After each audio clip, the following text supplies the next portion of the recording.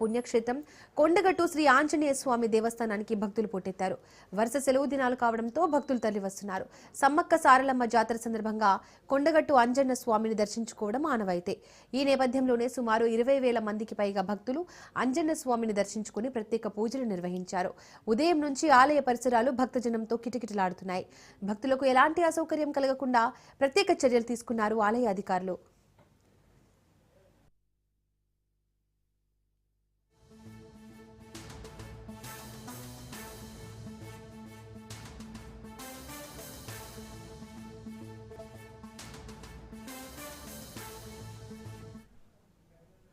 జగిత్యాల జిల్లా మల్యాల మండలంలో ఉన్న ప్రసిద్ధ పుణ్యక్షేత్రం కొండగట్టు శ్రీ ఆంజనేయ స్వామి దేవస్థానానికి భక్తులు పోటెత్తారు.